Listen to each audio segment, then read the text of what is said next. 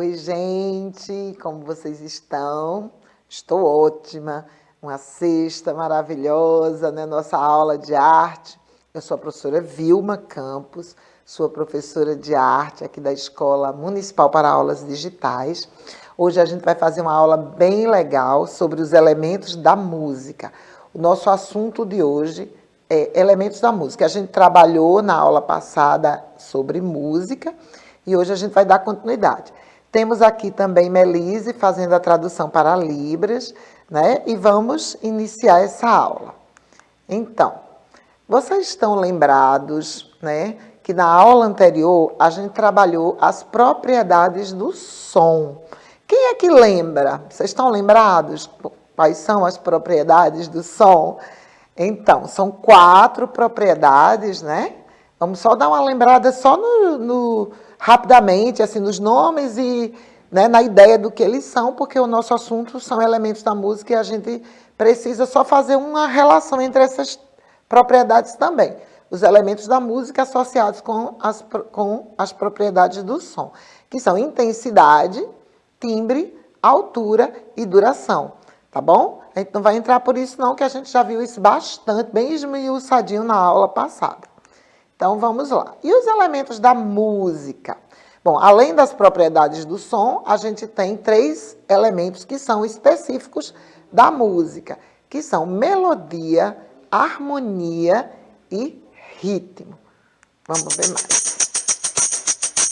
Então, aí vocês estão ouvindo, né, um pandeiro tocando.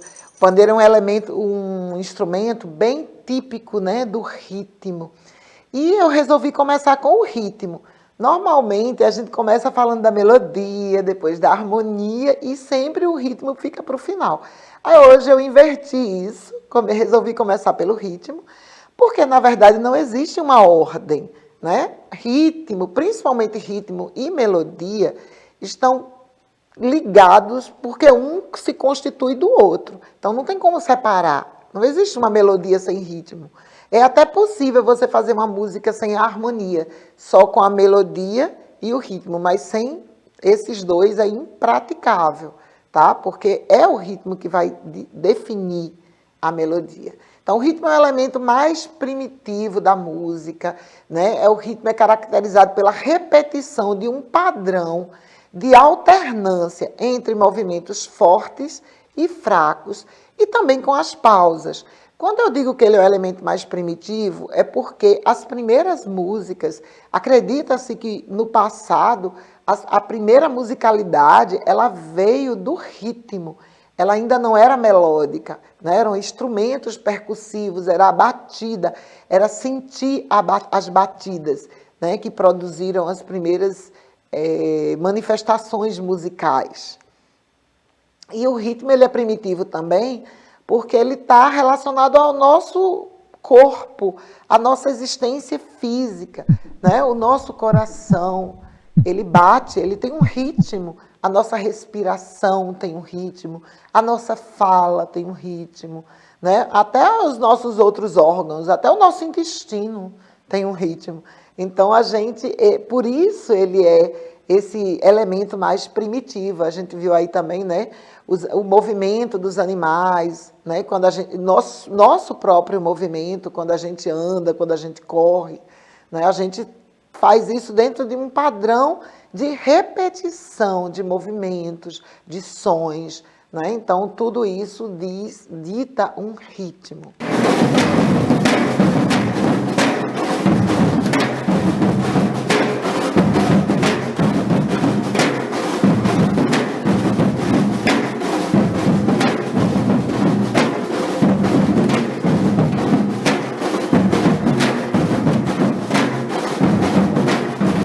Gostoso isso aí, né? O ritmo, a batida, né? Sempre mais a gente pensa em percussão, né? Quando a gente fala em ritmo. Mas, na verdade, o ritmo, ele pode, não necessariamente, ele está ligado à percussão. E aí a gente tem uma menina aí perguntando, como se escreve o ritmo de uma música? Como é que isso é feito? Vamos pensar um pouco sobre isso?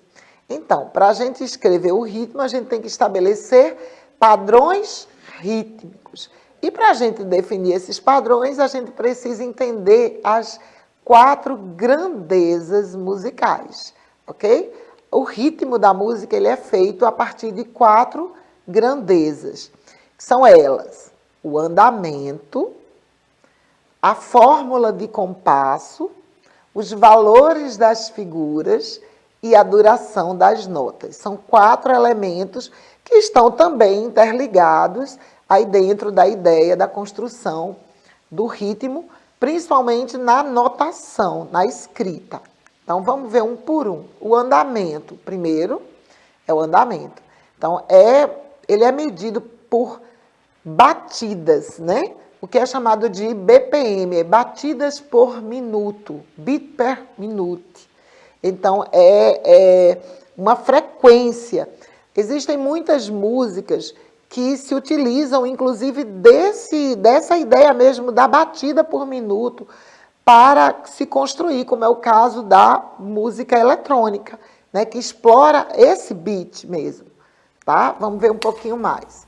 Então, as batidas por minuto, ou BPM, é uma velocidade rítmica. Vocês estão vendo aí um aparelhinho que ajuda, né? Estão ouvindo aí esse ritmo. Aí, nessa frequência, ele está numa frequência de 80 batidas por minuto. Pode ser mais rápido, pode ser mais lento. E esse aparelhinho se chama metrônomo.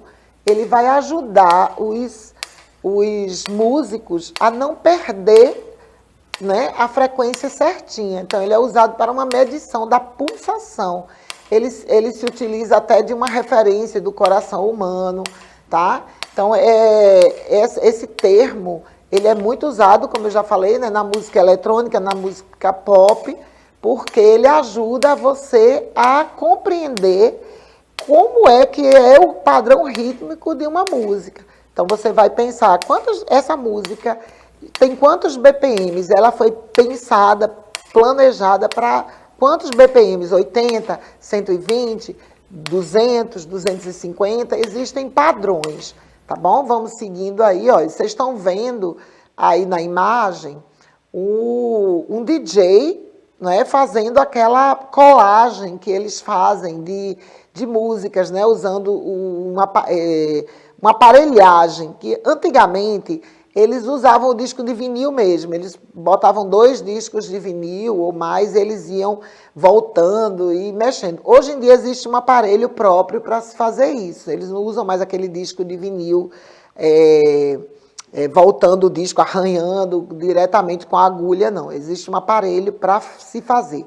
Mas ainda é manual, até para que o DJ sinta, né, a batida da música. E é justamente essa ideia dos beats por minuto, desse padrão de batida, que faz com que eles consigam fazer esse trabalho de juntar músicas sem que ela fique esquisita, sem que fique uma coisa truncada, porque eles vão fazendo essa colagem com músicas que têm um tipo de batida próximo, mesmo padrão de BPMs, né, mais ou menos aproximado. E aí eles vão colando uma música na outra sem que isso fique ruim, fique truncado, fique desagradável ou quebre o ritmo da dança, porque essas músicas também elas estão pensadas para quem está, né, dançando. Então, é bem interessante isso, é muito utilizado esse padrão, ele é mais utilizado, essa ideia do BPM, ela é mais utilizada na música eletrônica e na música pop, né? Mas ela também serve de referência para outras sonoridades, né? Mesmo para os músicos profissionais de orquestra, instrumentistas, eles também usam o metrônomo, né, para medir e para entender o compasso. Eu não sei quem já teve experiência com música, sabe como é difícil fazer o compasso certinho, né? Às vezes você toca uma partitura tentando colocar os tempos, mas se isso não estiver tão internalizado no seu ouvido, o metrônomo ajuda a fazer essa referência dentro também do seu cérebro, você acaba tocando tudo certinho, mas a música não fica certa, porque você se perde aí nos tempos, tá? Por isso que é muito importante o compasso numa música. E aí ele tem uma fórmula, tá? O que é essa fórmula de compasso? Então, escrevi aí, o segundo é o padrão de repetição que chamaremos de fórmula de compasso. Assim, uma valsa é uma batida forte seguida de duas fracas. E cada compasso vai ser diferente. Vai ter compasso que vai ter uma forte, uma fraca, outro vai ter duas fortes e duas fracas. Então, e esse padrão ele vai se repetindo e ele vai ser colocado na partitura por esta fórmula, tá bom? Aí eu vou mostrar para vocês estão vendo aí vários quadros, né, vários gráficos, a gente vai entender esses gráficos direitinho. Bora lá. Primeiro, vocês estão vendo um quadradinho amarelado, onde tem, né, as figuras e tem um número. Esse número aí é a referência, tá? Cada figura dessa, a gente não chama isso de nota, porque ela só é nota quando ela está ali na partitura. Ali embaixo, naquela branca, onde tem o nome fórmula de compasso, a clave de sol, ali é uma nota, porque tem uma clave que diz qual é a posição, né, daquele som dentro daquele pentagrama. Quando ela está solta assim, não é uma nota, é uma figura, tá? E elas têm nome. A primeira, que tem o numeral 1, é a semibreve, né? A que tem o numeral 2, que já tem uma haste, é a mínima. A que tem o numeral 4, que está fechadinha, é a semínima. Depois, a 8 já tem um colchete, além da haste, ela já vai ter um colchete, é a colcheia, por isso ela tem esse nome. Depois, a 16, que tem dois colchetes, é a semicolcheia. Depois, aqui tem o numeral 32 com 3 colchetes, é a fusa. E a última, que vale 64, a referência dela é 64, é a semifusa. Para que é isso, gente? É justamente para que vocês entendam o compasso. Vejam, ali embaixo, vocês estão vendo aí o pentagrama, a clave de sol, e tem dois números que parecem uma fração. Isso é a fórmula de compasso, tá? Então, o número de cima diz qual é a quantidade de tempo. E o número de baixo, qual é a figura. Então, como ali tem a 4, qual é a figura 4 na tabelinha em cima? É a semínima. Então, ele está dizendo que tem que ter duas semínimas, né, a cada compasso. Tá bom? Vamos ver, coloca novamente aí, por favor.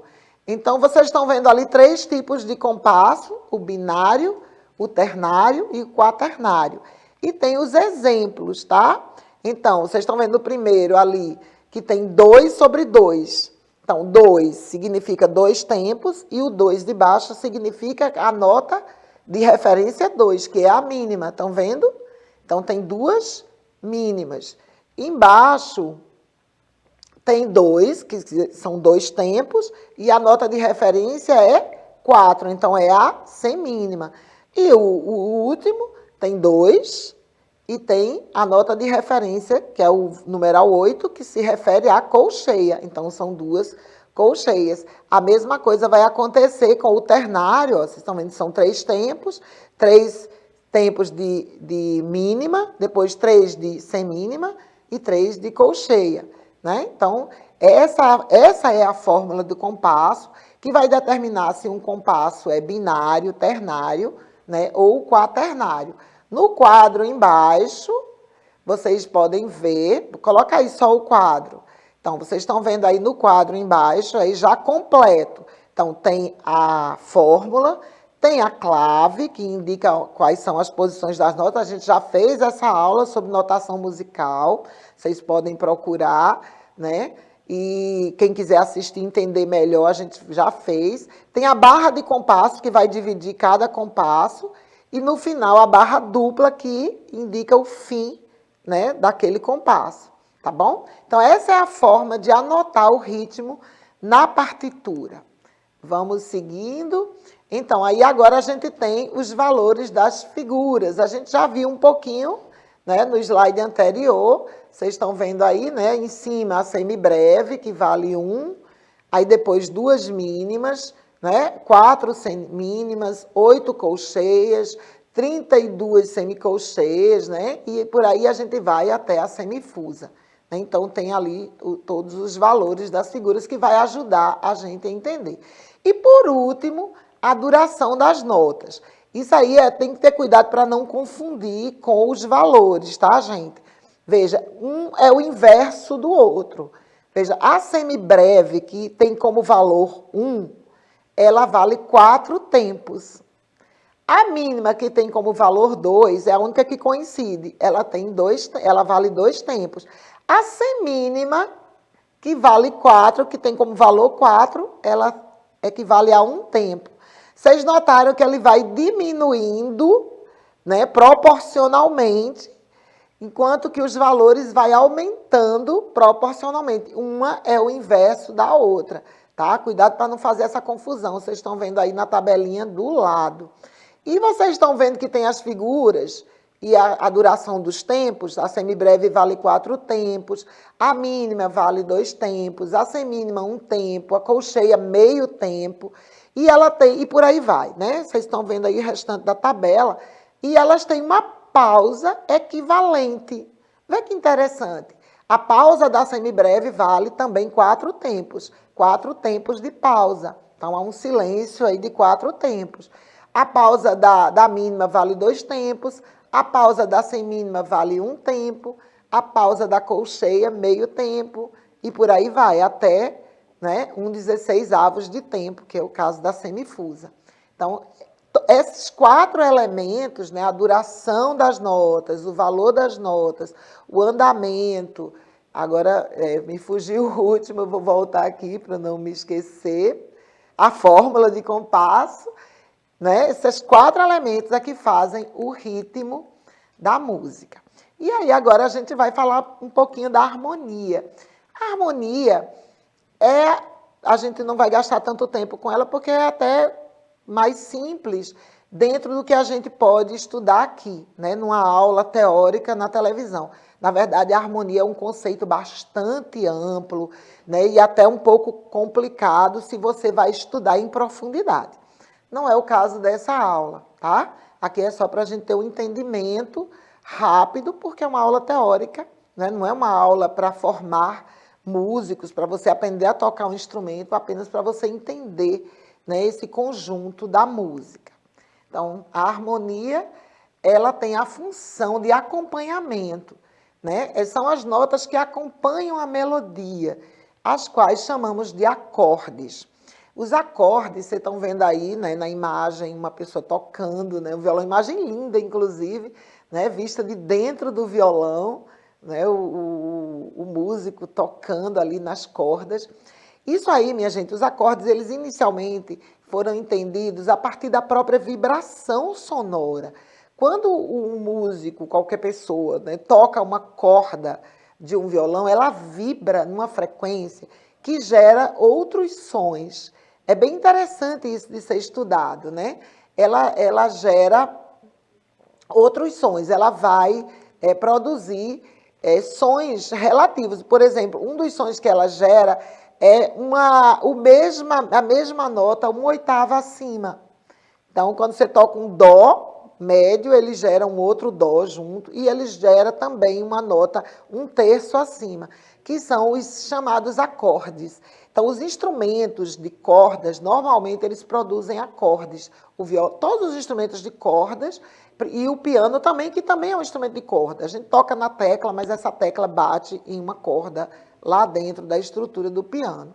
Então, aí vocês estão vendo 2 formas, né, de notação do acorde. Vocês estão vendo a partitura e as cifras. Tá? Na música ocidental, esses acordes são representados em tríades ou tétrades. Né? Vocês estão vendo ali na partitura. Ora que tem 3, um conjuntinho com 3 notas, ora tem um conjuntinho com 4 notas. E aqui nas cifras, vocês estão vendo, né, que cada nota, essa letra aí, G, A, B, corresponde a uma nota.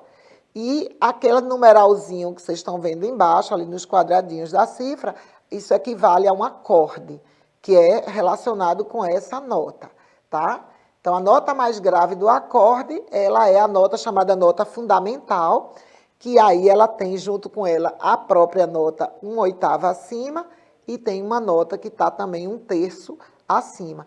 Isso aí é uma coisa muito, eu não esmiucei muito isso, porque é muito complexo para a gente fazer isso numa aula, né, teórica. Então, quem quiser conhecer mais, tem muito conteúdo na internet, pode pesquisar e conhecer mais, porque é bem interessante.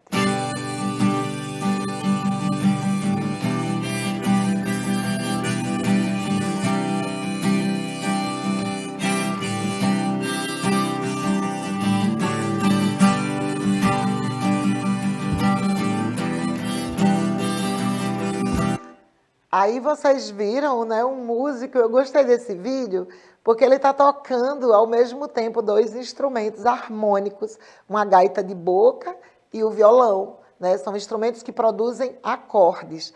Porque existem instrumentos que produzem só melodia, né? Os instrumentos mais antigos, as flautas, né, eram instrumentos que só produziam uma linha melódica, tá? A melodia, a gente vai falar dela agora. Né? O que é essa melodia? Né? Que se compõe, como eu falei, né? A música de ritmo, harmonia e melodia. Então, a melodia é a sucessão das notas, é aquela linha melódica. Por exemplo, na música que a gente canta, na música popular, na música cantada, a melodia é a música que a gente decora junto com a letra.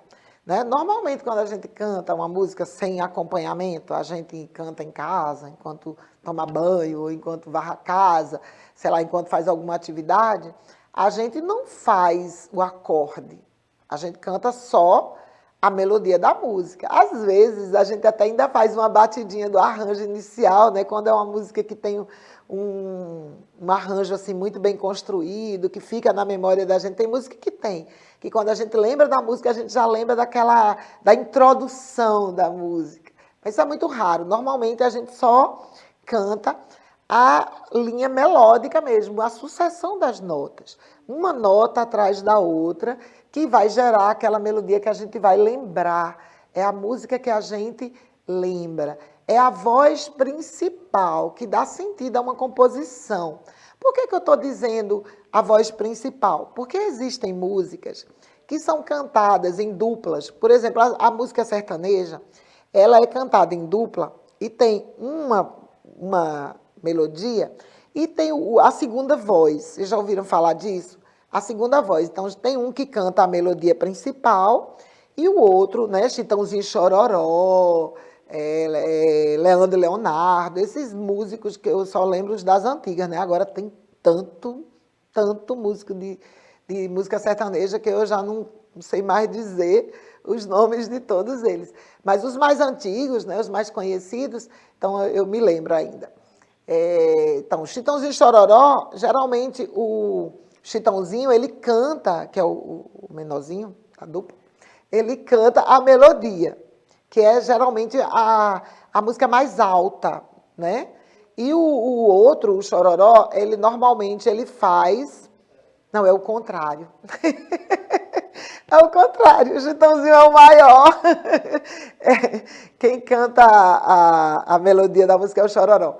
Ele canta a nota mais alta e o outro canta a nota mais baixa. E eles fazem um harmônico, tá? É possível fazer harmonia sem o instrumento de corda? Sim, através de melodias diferentes, cantadas juntas. Então, ali se constrói uma linha harmônica. Mas a melodia, ela sempre se sobrepõe, né? É aquela linha melódica que a gente vai lembrar mais, que vai estar mais presente na nossa memória, tá? A palavra melodia, ela vem da língua grega, do grego, está aí até escrito na forma, né, do grego mesmo, e ela se pronuncia do mesmo jeito que a gente fala em português. Na verdade, a gente herdou a palavra completamente do grego, né? Se pronuncia do mesmo jeito, melodia. E ela quer dizer, no grego, canção, canto ou coral, tá? Aí está parecendo uma coisa só, né? Canção, canto, coral. Ela tem esse nome justamente por isso, porque quando a gente canta, a gente canta uma linha única, né? Uma linha melódica, uma sucessão de notas que vai criar aí uma memória. Não sei se vocês lembram, já falei para vocês isso, né? A música, a palavra música, que também vem da língua grega, vem do grego, ela está relacionada com a memória. A mitologia grega acreditava que as musas, que era quem inspiravam os artistas, elas eram filhas de Zeus, né, que era o deus mais poderoso, com a deusa da memória, Mnemosine. Tá? Então, as musas eram filhas da memória, porque a música ela está muito relacionada com a memória. A gente canta, né, muitas vezes quando a gente quer lembrar alguma coisa, né, a gente faz músicas, né, para a gente decorar alguma coisa. Então, a música está muito ligada à memória. E a melodia, mais do que qualquer outro elemento, é que faz com que a gente tenha essa memória musical. Né? Vamos ouvir Trama aí? em segredo teus planos, parte sem dizer adeus, nem lembra dos meus desenganos, fere quem tudo perdeu. Ah, coração leviano, não sabe o que fez do meu. Essa música é linda, né? Paulinho da Viola. Eu trouxe essa música porque eu consegui encontrar na internet essa música cantada só a voz, sem a harmonia, só a melodia, e consegui também a partitura dela. Coloca aí na tela para a gente ver. Então, vocês estão vendo ali ó, a clave, né, que a gente já viu do ritmo, e ali vocês estão vendo as notinhas, né? A sequência das notas. É isso que inclusive tem a letra embaixo de cada nota, então aí vocês estão vendo a sequência melódica mesmo. Então eu quis trazer essa música, não é o tipo de música que vocês costumam ouvir, mas é muito importante que vocês conheçam, porque essa música é de Paulinho da Viola, um dos grandes mestres da música brasileira, e é um samba, que é a nossa música, né, brasileira, né? Então é muito importante a gente conhecer mais sobre a nossa música. Por isso eu fiz fiz questão de trazer esse samba tão bonito, né? Tem uma letra linda, muito poética também, para a gente ver, ouvir e ver, né, essa melodia sendo escrita. E aí, como vocês viram na partitura, ela tem não só a melodia, mas ela tem também os outros elementos, né, da música. Vocês estão vendo aí que são três linhas, né? 3 pentagramas, com 3 vozes. Estão vendo ali soprano em cima, que é a voz principal, é onde vai estar a melodia fundamental, né? Aquela que a gente vai lembrar mais. Tem a voz de contralto e tem a voz de tenor, porque na verdade, essa partitura aí é para 3 vozes. Então, aí tem a harmonia, essas 3 vozes também fazem um tipo de harmonia, né? Vocês estão vendo a fórmula de compasso, vocês estão vendo os valores das notas e vocês estão vendo o andamento da música. E ouviram a música também, tá bom? Então, com isso, a gente fecha aí o nosso círculo. E a letra da música? A letra é só poesia. Letra é algo que está à parte, tá? Ela não faz parte da estrutura musical, mas é muito importante porque a letra também tem ritmo e também tem poesia e ajuda a fazer com que as músicas fiquem mais próximas de nós, mais fáceis da gente lembrar, né? Mas a gente tem que lembrar que a música, por exemplo, a música instrumental, a música de orquestra, ela não tem letra. Então, a letra não é um elemento fundamental na música. Ela é muito importante, principalmente na música popular, mas não é fundamental, tá bom? E com isso a gente vai terminando. Eu espero que vocês tenham gostado da aula e que vocês tenham compreendido um pouco mais sobre os elementos da música. Com isso eu me despeço, até a próxima aula.